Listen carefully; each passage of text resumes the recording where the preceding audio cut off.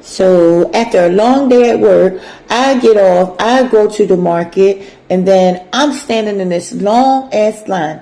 I'm getting in the line. Telling Bob I'll babysit you, right? I get in the line, but Bob's sitting there is around the goddamn corner for 3 hours. I don't know what he's doing. He haven't called to say, well, I'm on my way. Well, I'll be 20 more minutes. Like, what the fuck?